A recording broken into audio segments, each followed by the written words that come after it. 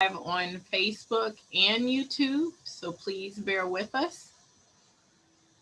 Make sure while you're waiting, please put your name and your organization in the chat box, and we will start shortly.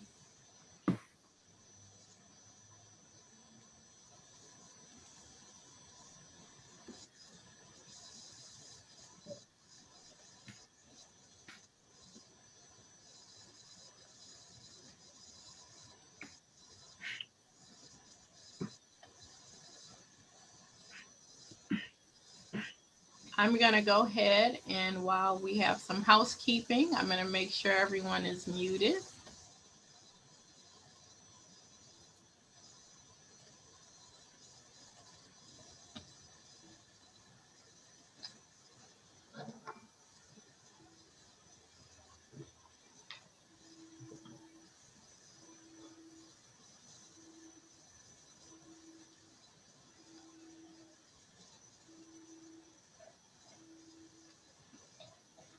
Again, we're just going to wait 1 or 2 more minutes just to make sure folks are still coming in. Let's aim to start at 11:04 to be different on Friday.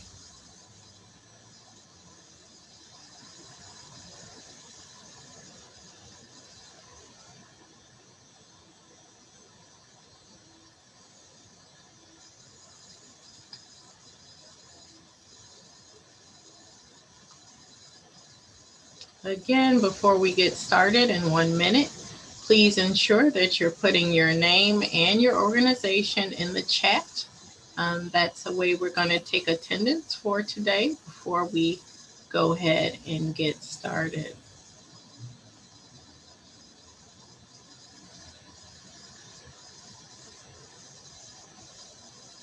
Okay, it is 11:04. Thank you for joining. We are presenting the Joint Public Safety Training Campus PS 3057. This is phase 2 for the outdoor scenario structures. We have a great agenda lined up for you today. We're going to do welcome and introductions. We're going to do a design and construction overview. We'll talk about the procurement timeline as well as instructions, some of the RFP highlights, and we're going to re-emphasize the evaluation criteria, and then we're going to open it up to Q&A. Please note, if you have questions during the presentations and you want to make sure that you remember them, you can definitely add them to the chat along with your name and organization. So we're going to go ahead and do a couple of introductions. My name is Lori Lipson. I'm the Chief of Staff for the Public Building Commission, and I'm going to turn it over to Ray Gitteroff, who will introduce his team member, Beth and Mark. Ray? Good morning. Thank you, Lori. My name is Ray Gitteroff, Chief Development Officer with the PBC. I'll turn it over to our Deputy Managing Architect, Beth. Good morning. This is Beth Scanlon from the Public Building Commission. And Mark Lindstrom. I'm sorry, yeah, Mark Lindstrom here, PBC Project Manager. Okay, and I'm going to turn it over to our partner, Sean Newark at AIS, to introduce himself as well. Hi, my name is Sean Newark. I am an architect with the Department of Assets, Information and Services, otherwise known as AIS, and I am overseeing all the phases of development on the Joint Public Safety Training Campus. Okay, and I see you have your partner, Robin, if you could introduce yourself. Hi, I'm Robin Owens, Deputy Commissioner for AIS. Good morning, everybody. Thank you, Robin. And I'm going to introduce our contract officer, Patty.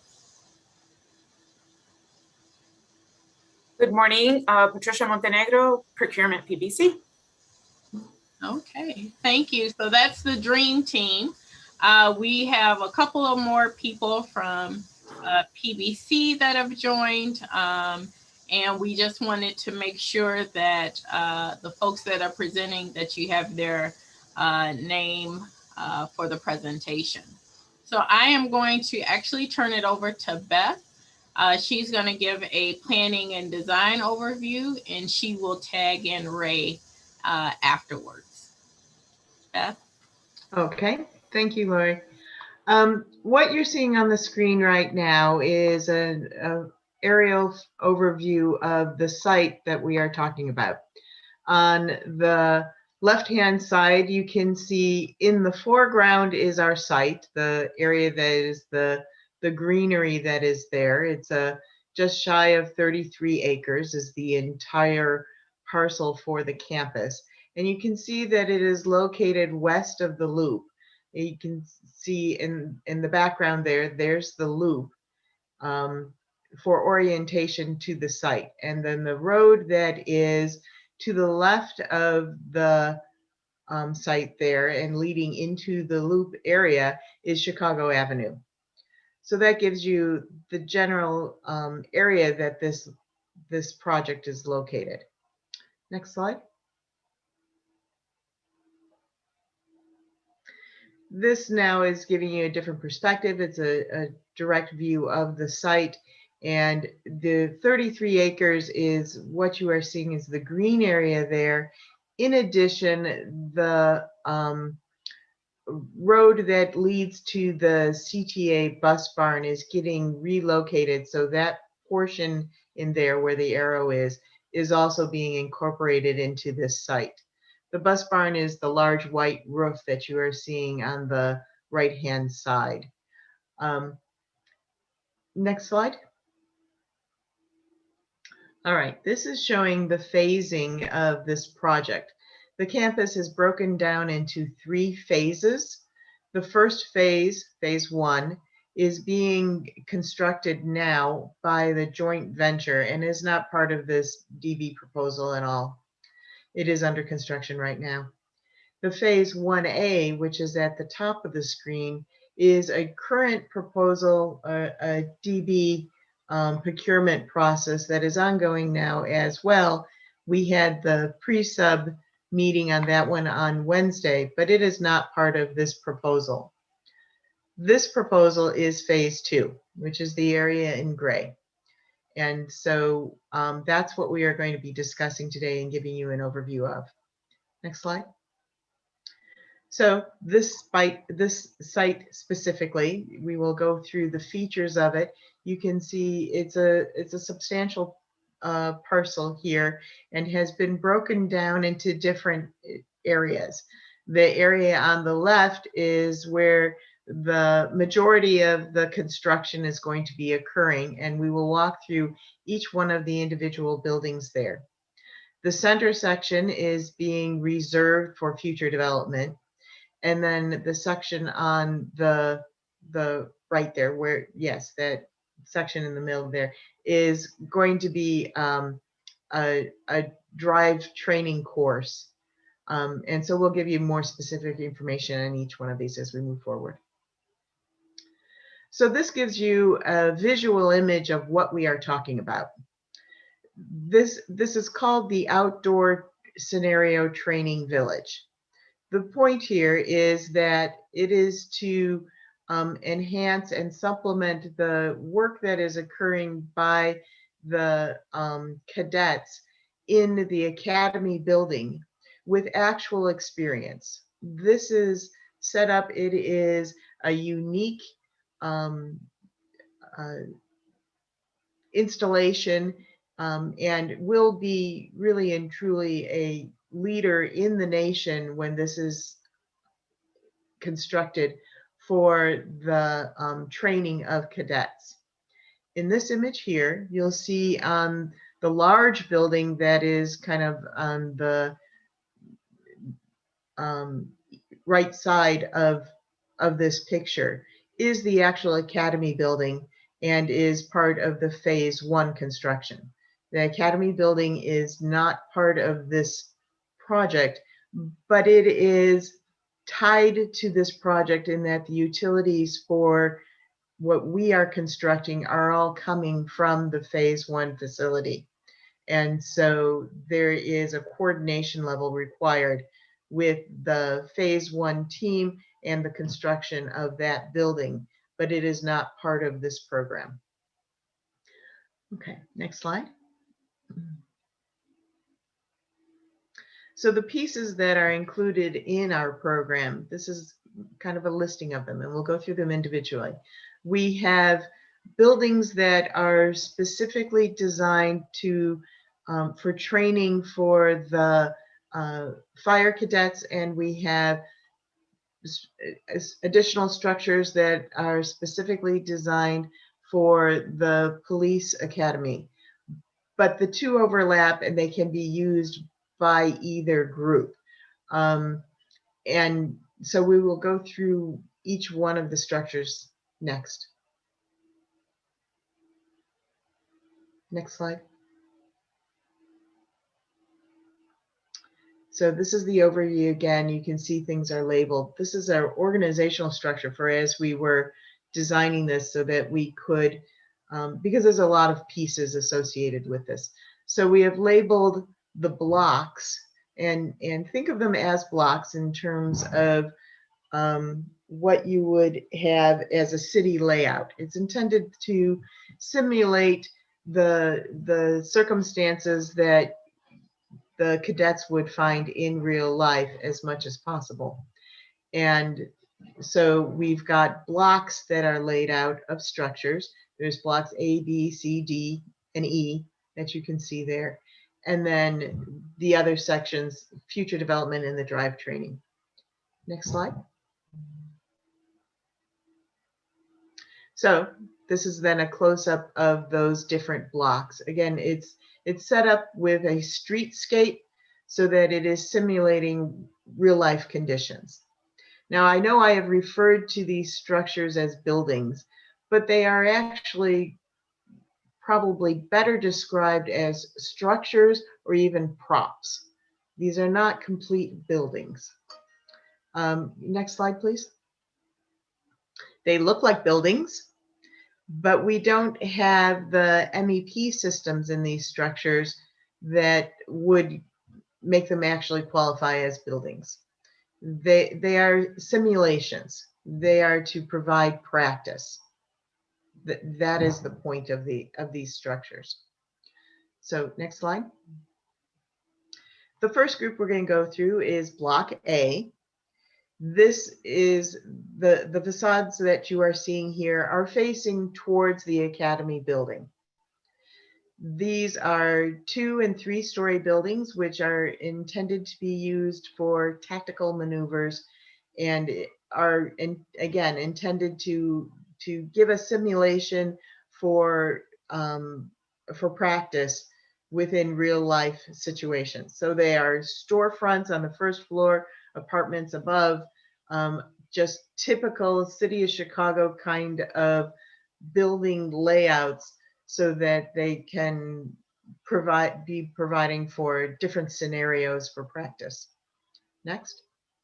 This then is the next block. This is B, and these are residential buildings. So you have 2 flats, 3 flat buildings that are similar construction to what you would find within the city of Chicago. The materials, we've got some brick faces on these, but they are also siding on the sides. They are designed for durability, not necessarily for aesthetics.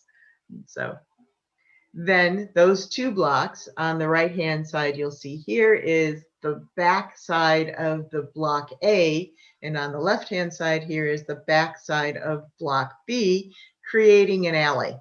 So again, the scenario is intended to be situations that are typically would be found in the field, and so we've created an alley for simulation purposes as well. Okay. Next, we've got the buildings that are designed for fire training. These are different from the tactical buildings in that they are set up to be burned. And so they are robust construction to withstand that kind of training scenarios over and over and over again. So we have one structure that is the 6 stories tall, and various floors are laid out in various scenarios so that we can practice with different situations. Included here, you'll see that we've got, yes, the fireman hanging in the middle of the air there. Being able to repel from one building to another is one of the exercises.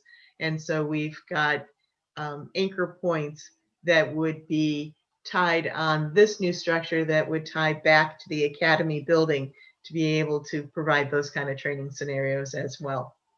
Next slide. So as I was saying, these buildings are set up so that they can train on various fire situations. The dark gray areas that you're seeing on these floor plans, the project development is through schematic design at this point. And part of that was making, selecting points within the building that there is extra robust construction that with fire brick in there that would allow for fires to be set in these locations over and over again. And so there is a planning associated with this, you know, where smoke would travel to, how things are isolated, what happens if sprinklers are in a building or when sprinklers are not. The structures themselves do not have any electrical or mechanical in them at all. There is a standpipe for bringing water in, but none of these structures have utilities. Let me back up for just a second. You don't need to change the slides, but I just simply wanted to mention that in Block A and Block B, we have utilities in there. There is minimal electrical in there, but the interiors of those buildings are stage sets. There is no plumbing. There would be plumbing fixtures installed, but there is no piping to connect to those fixtures. They are not intended to be real use. They are intended to be stage sets. So, but in the fire then, with the practice that is needed there is in addressing smoke issues, rescue issues, as well as dealing with putting out fires. And so we're creating these different scenarios on the interiors that allows for flexibility for the firefighters to develop different scenarios for training. Next slide. So this is then the other fire structure, which is a low-rise building, which would contain different types of scenarios than you get in the high-rise building. But these two structures then are the similar construction of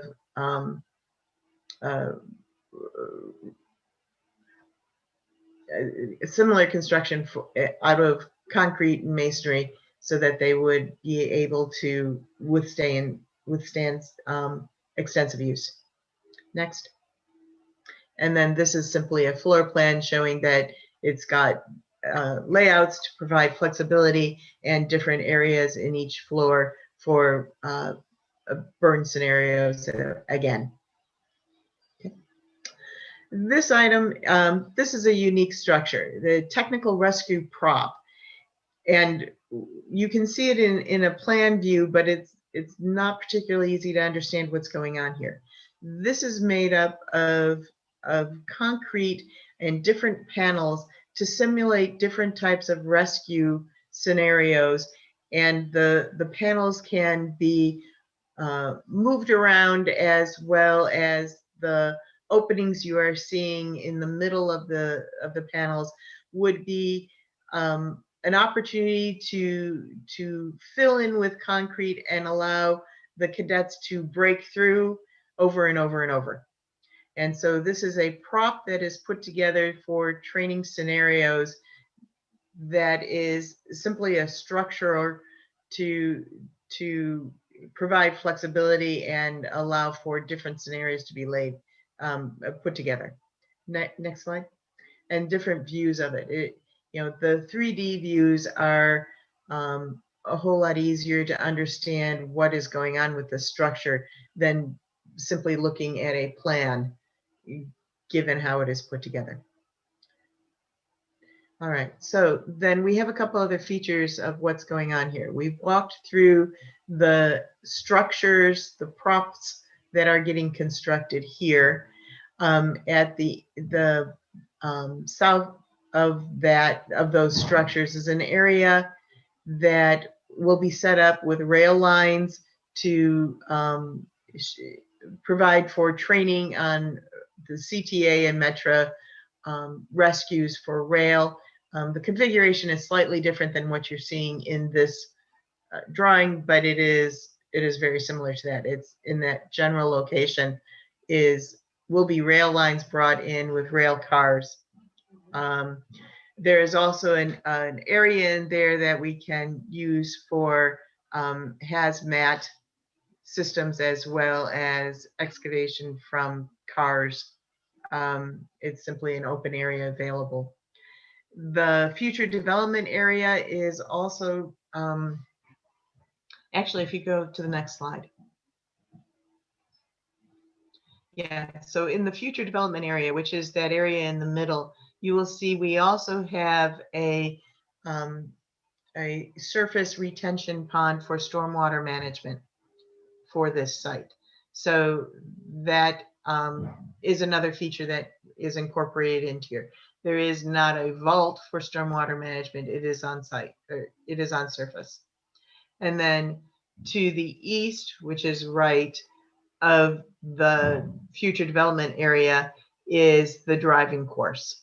So that is a concrete flat area that will then have cones put out to create different driving scenarios as a training ground for the cadets as well as for active service personnel. Now, the one thing can you back up one slide? The one thing we haven't discussed yet is on the right side, the end of this site is the berm. Materials from this entire 33-acre campus, as rough grading was created, have been moved to this berm. And the phase 1 team, which is under construction right now, has been putting materials into this berm, but it will be the responsibility of this group to the successful design build team to finish that berm, finish grading it as well as seeding it and finishing the berm off as being part of this scope. With that, then I'd like to turn it on over to Ray for him to talk about schedule and project overview from there. Thank you. Thank you, Beth.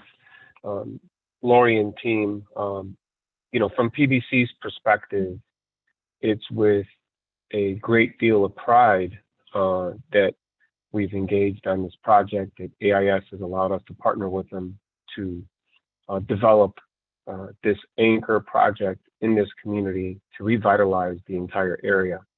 So our mayor's vision, the alderman's vision, AIS's vision to do that is incredible.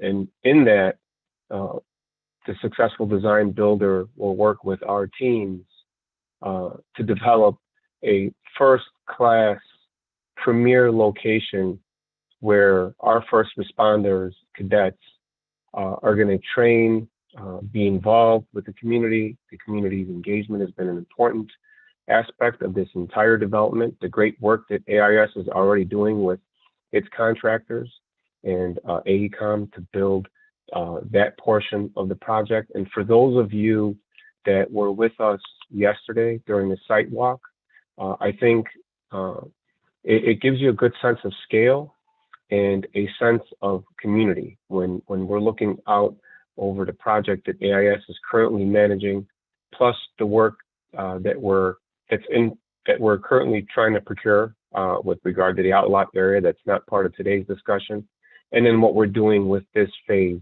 of work. Beth alluded to the fact that, and you're all aware by way of the RFP, that The schematic design documents have been prepared and they're part of the RFP package.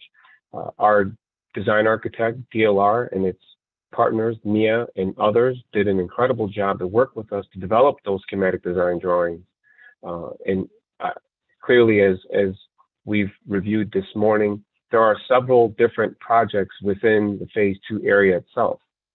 Beth mentioned and reviewed with you the 9 different structures, blocks, the site work, and all of the coordination that's going to be required from our design builder to not just plan properly, coordinate properly, design, provide us with the permitting strategies, the procurement strategies, in order to be able to deliver this project on time for substantial completion, fourth quarter of next year. As we talked about yesterday during our walkthrough, and some of the elements that translate from the pre-submission conference on Wednesday through the walkthrough yesterday to today, we are looking for a design build team. I noticed here that we have several participants, and we mentioned this again during our site walkthrough yesterday.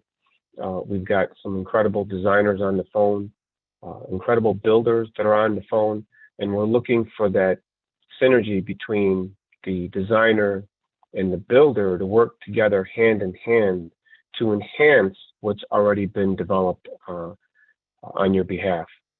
So that strategy that we're looking for, that value that we're looking for from the design builder is listed here simply, from design, enhancing the design or further developing the schematic design documents through design development and construction documents, your permitting strategies, your sequence strategy, your coordination of trades and procurement, your phasing plan for developing the project step by step by way of a schedule that we can understand is going to be a vital part of this. It's an incredible site, and those of you that were on the site walkthrough yesterday really got a sense of scale. And I want to emphasize that as large as the project is, there will be several components of the work that are going to be performed concurrently, whether it's the work that AIS is currently performing or the outlot area in which that design builder is going to be performing right there at the top, thank you, or the work that we're talking about here with these structures. One thing to reiterate is the sense of community between residents, the youth overall, business owners, and first responders. There aren't many projects that come along that would lend themselves to being a legacy project. I know that we mentioned this briefly on a different phone call. We talked about it a little bit yesterday, but this is a legacy project. Our first responders deserve a premier first-class training village and everything that comes with that.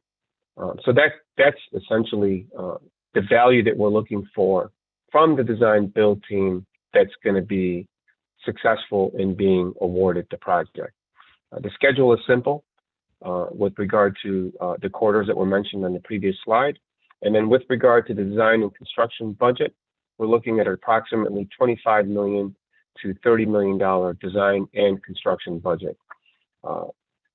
Not dissimilar to the outlot area that we presented on Wednesday.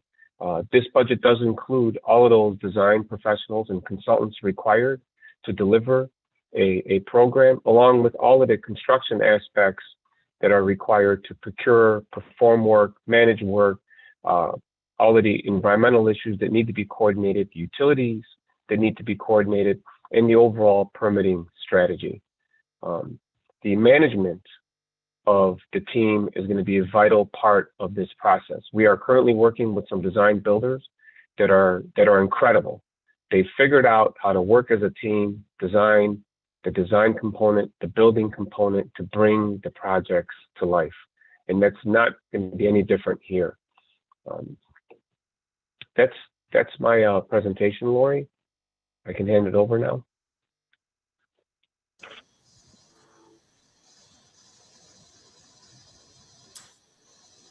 Good morning. As was previously stated, my name is Patricia Montenegro. I'm the contract officer for this project.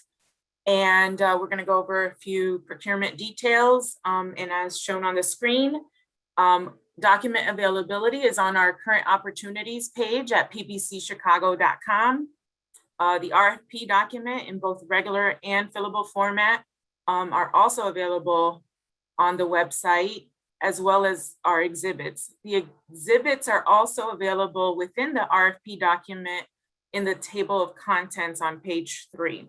We want to make sure that the contractors in your marketing team have already accessed the documents to make sure that they are working on your end, and to let us know if you guys are having any difficulties so that we can address accordingly. Request for information, please ensure to submit to my attention at patricia.montenegro@cityofchicago.org. Again, all questions should be directed to my attention. We also have had 2 addendums issued on the project, and they are also available on our website. Lori, I'm not sure if you, well, on my screen, I don't see the PowerPoint, but I'm just letting you know. RFP submission requirements. We have different requirements this time around for our RFP. We would like for you to submit an electronic copy, a single searchable PDF of the entire submission. It should be labeled in the fashion listed on the screen, and it should be emailed again to my attention at patricia.montenegro@cityofchicago.org. We are also requesting 1 bound original, stamped original, no spiral binding. Please ensure your firm name is visible on the binding as well as on the front. And we're asking that you please ensure that it's organized with tabs as later described in the presentation. We are also asking that your financial statements be submitted in a separately sealed envelope marked as confidential. And then we are requesting that the entire hard copy submission be placed in 1 package with the financial statement submitted separately and then labeled as such as seen on the screen. Please ensure that all of that information that you see on the bottom right-hand corner is displayed on the package, particularly the project name and project number. The checklist that I was referring to can be found on page 17 of the RFP. I believe it might be a different page number, but this is the tab structure that we have identified for the submission. And so we ask that you kindly please ensure that it is in this format and tabbed as such. It's very important for the evaluation team to be able to easily navigate to the appropriate tab. So please ensure that it's labeled in this fashion.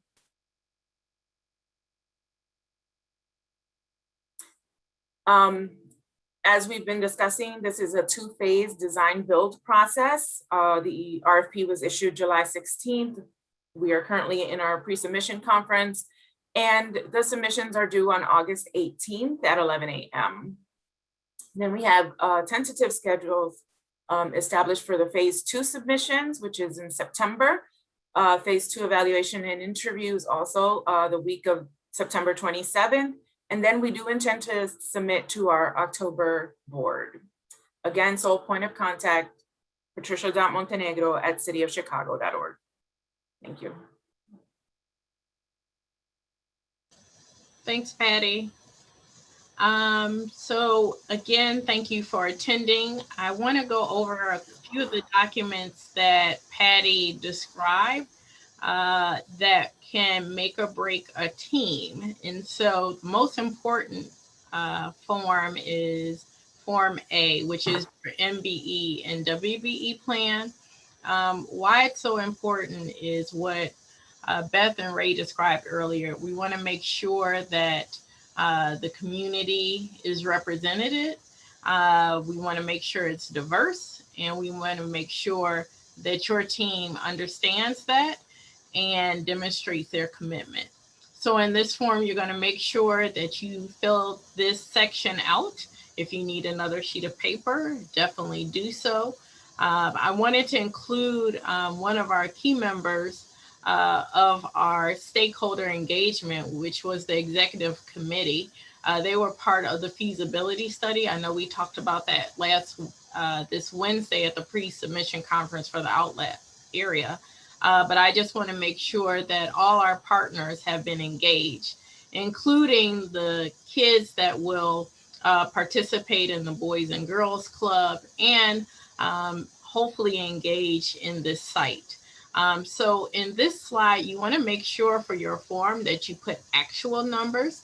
We talked a little bit on the site visit. Some of the key things that is important for this is to make sure you put your actual numbers and the actual numbers be accurate. If you submit inaccurate information, your score will be represented as well. So this MBE, WBE community participation is one of the highest rated points on the RFP. So you want to make close attention to that. We have a couple of other forms, which is the joint venture affidavit. You want to make sure all parties fill out the disclosure affidavit. I know there's some teaming that will occur, but if that does occur, everyone must fill out Form C, D, and E. If you're forming a joint venture, you want to make sure that you fill out Form B, but we also want to see the joint venture statement, as well as if you're partnering with the M or WBE, we want to make sure you enclose that as well. So the joint venture team, we had a couple of questions yesterday on the site visit. If you are putting together a joint venture, but of course you don't know if you're not successful or not, you might have a tentative agreement or a draft. You can submit that for sure. We're not making you lock and load, start a joint account until you know you are successful. So if you have not already established a joint venture, you can definitely show us the draft and your intent to do so. But I would also make sure you include that certification letter. One of the things that Ray emphasized yesterday, especially on our site visit, is safety. We want to make sure that all the information for your safety is included in this form. Please make sure if you need additional space, because this is probably for like a 2-font area, you can attach another form that would help you as well. One of the most important things that we talked about yesterday and on the call Wednesday is to provide your COVID-19 protocols. As you know, the CDC has issued new guidance. We have the Delta variant, and Lambda is right on its tail. So we want to make sure that you understand your COVID protocols, how you've been successful, because most of you on the line have worked through the pandemic, what has been successful, possibly lesson learned, and what are your suggestions for this project. You want to make sure you include a summary in the box as well. Legal actions are a little different than what you've seen in past RFPs. You want to make sure you read them. Some of the newer questions have to do, have you ever been issued a notice to cure? Also, if you're part of a joint venture team, make sure that if you are assessed liquidated damages, you're going to put yes, and then you're going to say, for example, Lori's construction team on this project received liquidated damages for this amount. Ray's construction team had this amount. Beth's construction team, you want to list all the information. We have, as you can see from the schedule that Patty had up earlier, I guess it was me who had it up earlier. We want to make sure that we get the information. It's hard for us to go back and forth on this timeline. So if the information isn't provided, we would deem that as non-responsive. So you want to take the time to make sure you do so. The other question we had yesterday regarding references and questions from Wednesday is that you may not use current PBC employees, but if you reach out to a past PBC employee, they can definitely be used as a reference. I always warn people, make sure your reference is on the same page as you are before you submit them. We will be calling them. Because we have so many forms, exhibits, we want to make sure that you acknowledge them accordingly. So make sure this is initialed before you turn it in. In addition to that, you want to acknowledge all the addendums. So far, there's only 2.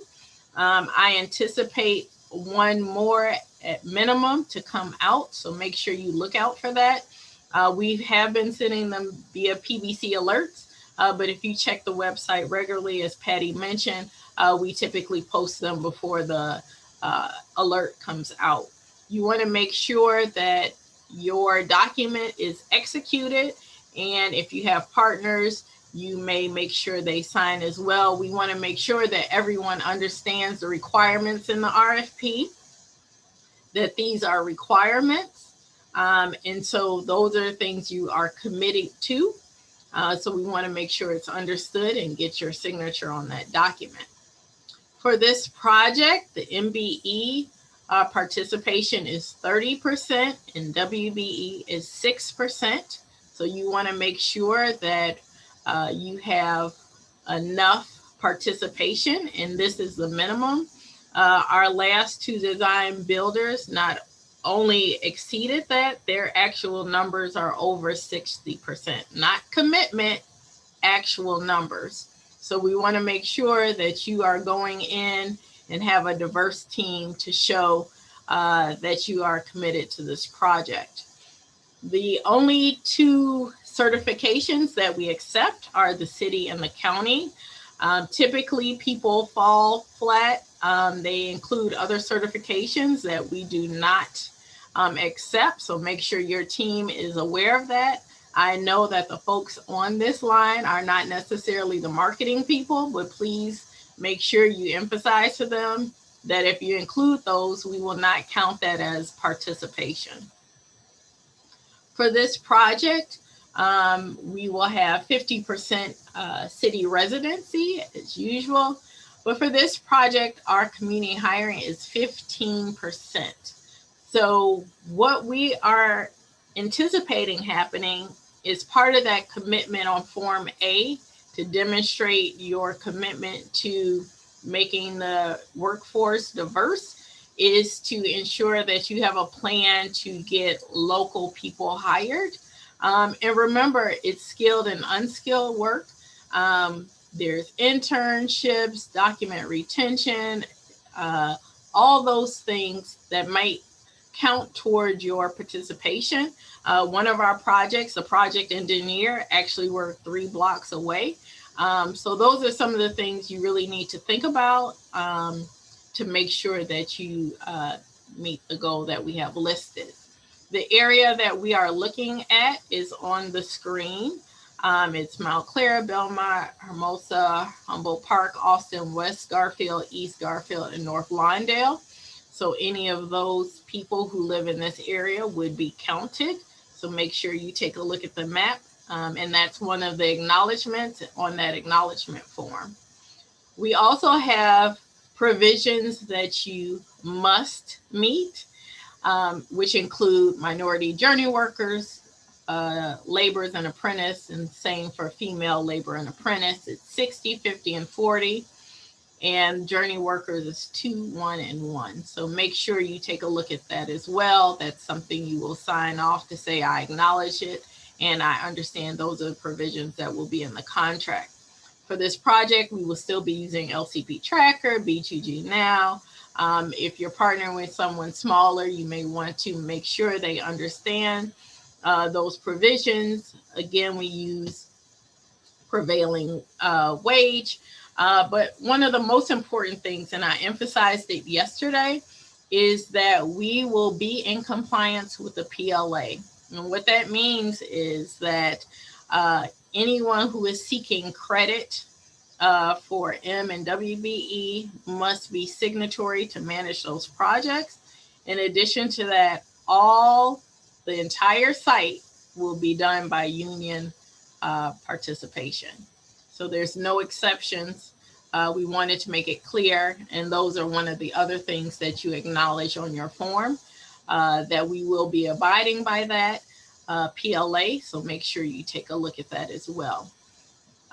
One of our partners that we've been working with that Ray mentioned, these are the firms that have put these documents together and helped us get off the ground. These are the only firms that are excluded from participating. Please do not include any of these firms as part of your DB team. This PowerPoint, and it's listed in the RFP, obviously will still be linked on our website in case you forget. But all of these partners really did a good job to get us to where we are today. The PBC will hire an ITL for the project. The sample agreement is attached. You can also look at 2 of our previous projects online. You can look at their contract. As mentioned earlier, please make sure you look at addenda, the pre-submission video, the PowerPoint, and any other documentation will be posted on that link. So I do want to talk about next steps because we have phase 1A, phase 2, plus there's 2 parts of the RFP. I just want to make a little bit of clarity. The next step would be, so we're going to get all these lovely submissions. The next step is that we will shortlist between 2 and 6 firms. At that time, they will fill out another submissions to the PBC, and they will make sure that they hit all these criteria. And the reason why I list them on the screen is because it's in adherence to our PBC Act. And at that point, we will talk about the guaranteed maximum price. So for this submission, remember there's no price component there. We are really looking at your team and your structure. But part 2, we will be looking at all these components you see here. We will ask you to have an interview. It probably will be virtually, and we will go as a PBC appointment in October. So our timeline is tight. We had a great site visit yesterday. The joint venture partner for phase 1 allowed us to walk on their active construction site. You are not allowed to go on that site now because it is their house. But we had a great time for the site visit yesterday. And for those who attended, realized that community members were present.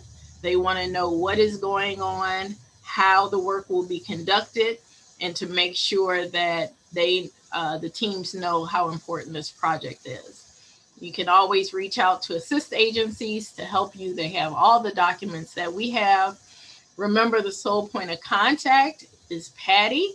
I know our partners are on the line from AIS, but it would be inappropriate for you to do so and may deem your response non-responsive. So please make sure you contact Patty if you have questions. But right now, we are going to open up the floor to see if we have any questions. I had not been looking in the chat, so I don't know if there has been questions. Team, Patty, I don't know if, or James, if there's been any questions in the chat yet. No, I have not seen any. Okay, so let me open it up. Does anyone have any questions? Concerns? Everyone's making me nervous. No questions, concerns about the project?